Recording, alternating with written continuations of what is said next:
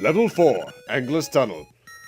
Hello everyone and welcome back to Let's Play The Legend of Zelda Link's Awakening. In the last part, we visited the colored dungeon, finished that place off, and gained our defense upgrade, and now we're here in the fourth actual dungeon, well, Angler's Tunnel.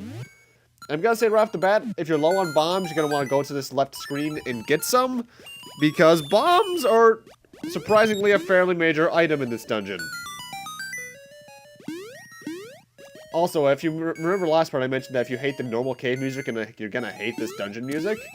That's because it's a higher in pitch, and I think higher in tempo version of the cave theme. I can tell it definitely is from a melody standpoint, but I'm not musically gifted. By the way, here's the map. I can definitely tell it's the cave theme. I'm just not sure if the proper term is tempo or tune. I'm not sure. I'm not musically inclined.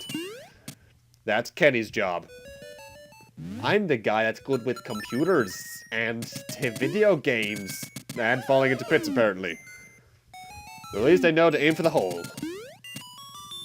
I just said that. Oh god, I am sorry. Oh.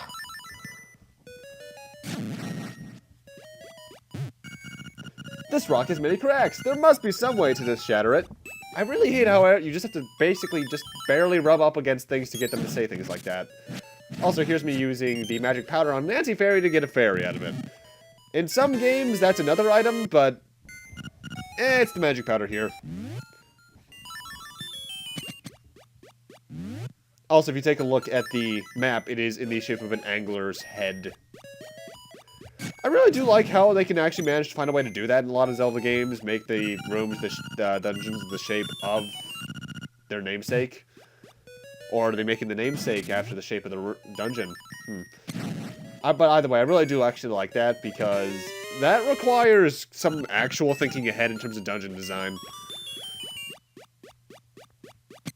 I'm trying to think of what my favorite one of that is, but I can't quite think of them because there's so many Zelda dungeons! Roughly 5+ in each out of, like, what, 12 Zelda games? Main series, at least.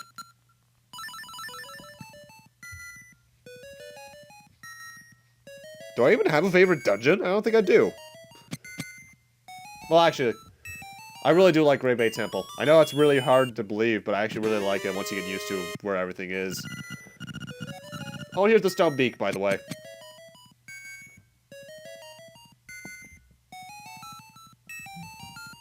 Really, a lot of the early dungeon here is getting back, going around a bit, and getting some mandatory, well, not mandatory, major items for the temple, and then just going back to this intro room, and then heading right to actually start on the way through the dungeon.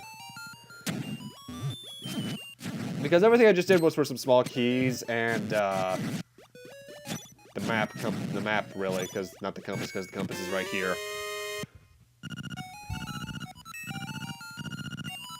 Also, for some reason, they really like throwing spiked beetles at you in this place. I don't know why. They're such an easy enemy type. We've been encountering them since Dungeon 2, if I recall correctly. Thankfully, there's a large amount of chests in here to, you know, make it right. In terms of difficulty, though, this dungeon isn't that hard. In fact, it's not much harder than the key cavern. Though there seems to be as many keys as the key cavern. In fact, do I pause? Do I get to see how many keys I have? No, but I get to accidentally get a guardian acorn. God, I hate these things. I don't even think the effect stacks with the defense upgrade. No, I'm gonna look that up. I'm gonna open Chrome on the side.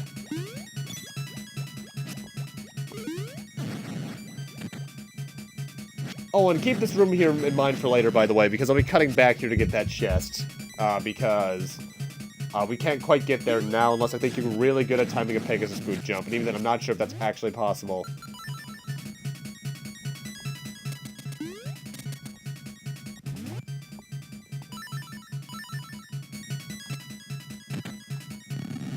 And we're gonna want to go up here, take care of this weird-ass X guy, which reminds me a lot of some enemies from Thousand Year Door. And in this room, I actually forget what to do for a second. I try to head up immediately, but no, you actually have to kill the enemies and then head south. I always get confused here because there's so many routes you can go, but you want to head that way.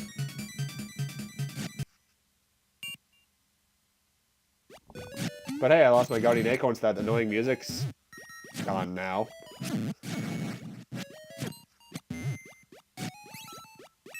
Oh, wow. The Guardian Acorn does actually further increase my defense even with the blue mail. Huh. I'm assuming it's the same with the piece of power?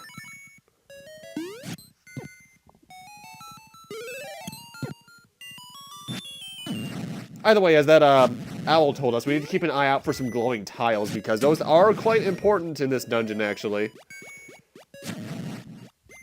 Also, you know, I'm seeing a lot of deep water that I can't just get past. If only I had a way to do that, because then I'd be able to do stuff.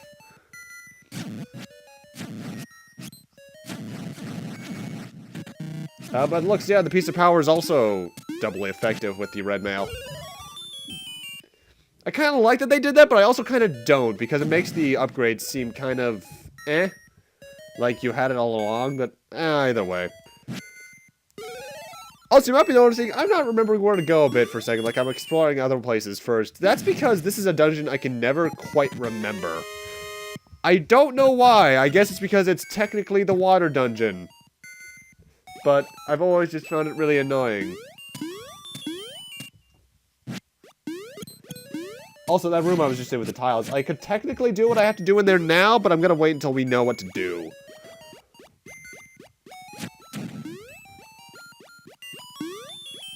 Either way, now we want to head back. Now that I got that small key in that room, we want to head back to where the red slimes were, the Zals or bots. I can't remember which one's which anymore. And head up here to the mini-boss, Cue-Ball. Cue-Ball, for those who played Ocarina of Time, is actually a very familiar boss, the Octorok from the third dungeon, rather.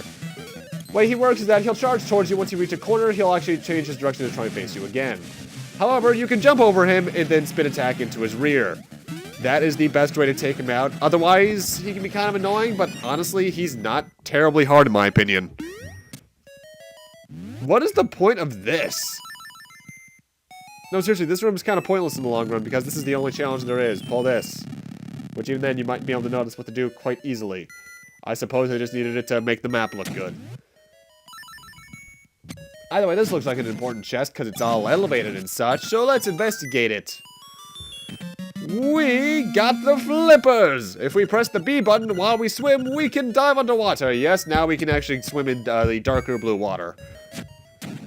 Ooh, glowing tiles. The owl toes, look out for this stuff. Middle. Bottom left. Top right. Top left and bottom right would be the other two in sequence. That is, I believe, a randomized pattern depending on your save file. Oh, great. Well, actually, I don't mind this too much, but I really hate this music!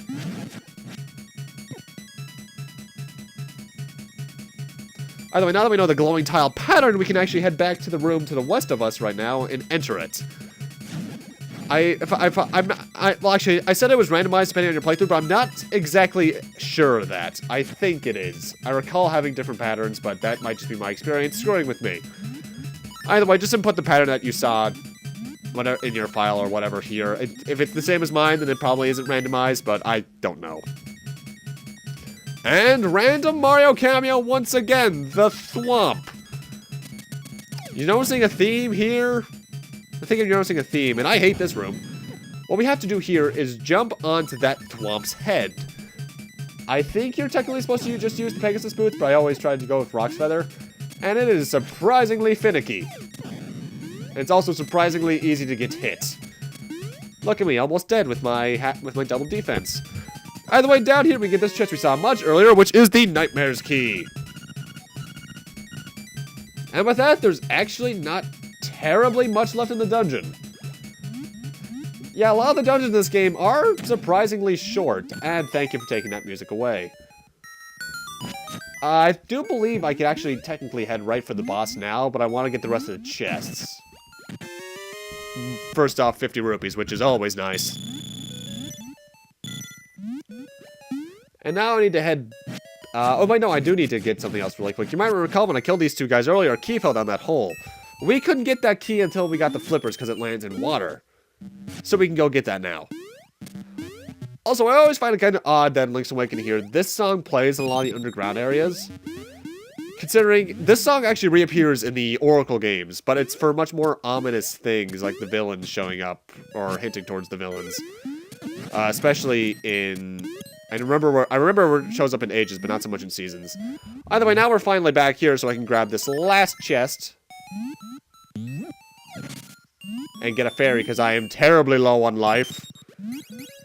This chest contains another 50 rubies. But that's really good, because now I have over 920, so eventually when I end up back in May Village, I can grab that bow and arrow. Well, that bow, I think the arrow is not included. Think. Keyword. Usual as. Either way, now we can finally head up here and down this keyhole so we can head towards the boss of the dungeon and Cheep Cheeps. I'm really noticing a theme here. Now, what I'm doing here, actually, you might be noticing, is rearranging my shield and sword. That's because I'm thinking of Oracle of Ages, where if you have the sword on the A button, you can swim faster with the B button. For some reason, that's not in this game. I'm just going to assume it's because they didn't think to program that kind of thing into the swimming, because it's already fast enough as it is. But, well. Either way, here we are at the bar. Oh, really? Well, thankfully, this music will get overridden by the boss music. And the boss is possibly the easiest in the game, though you wouldn't be able to tell by my playing here. Meet the Angler. Bloop, bloop, glub, glub. Oh, food, bloop, glub. The Angler can only be hitting that weird little glowy thing, and it only takes 10 strikes to take him down. His hitbox is large, but for the most part, he only likes to stay on the right of the screen, charge forward occasionally. Summon little Cheep Cheeps or mini Anglers to annoy you, and make debris fall. I'm going about this all the wrong way. You want to stay just to the left of him and below him, so that when he's moving up and down, you'll hit his little glowy thing, like this. I was going about the entire wrong way for most of the boss fight. This is a poor, poor fight. I blame the LP curse entirely. I don't know how I avoided getting hit there. Really, though, if you know the pattern, this guy's really easy. He is very easy. In fact, he is probably the easiest boss in the game, and I somehow avoided getting hit by him. Oh, yeah, that's a thing you could do. The invincibility frames count him as not there, I think. Or maybe his hitbox is just in the top left. Either way, P's pretty easy. It goes down pretty quickly. And with that, we can finally go get the next instrument. We've got the surf harp.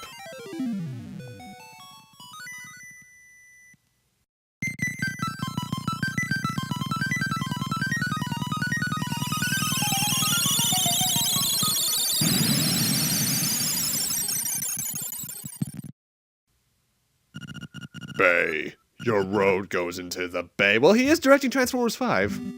For some reason. Either way, before we end it off, I actually do want to do some side stuff nearby the cave. First off, let's go in here. I am Munbo, child of the Sunfish. Have you got the ocarina? Yes. Aha, then I can teach you my song, Bloop.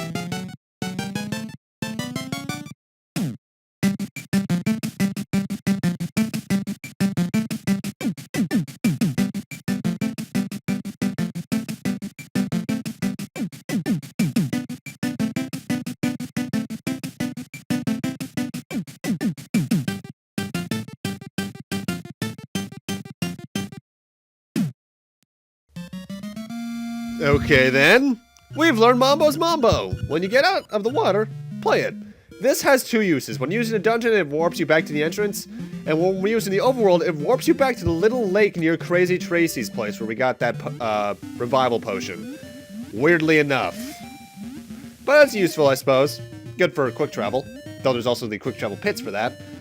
Either way, we want to head east a bit into this cave because the last thing I want to do is in here. If we dive here in the bottom right section, if you move around enough, you can find piece of heart number 8 completing another heart container.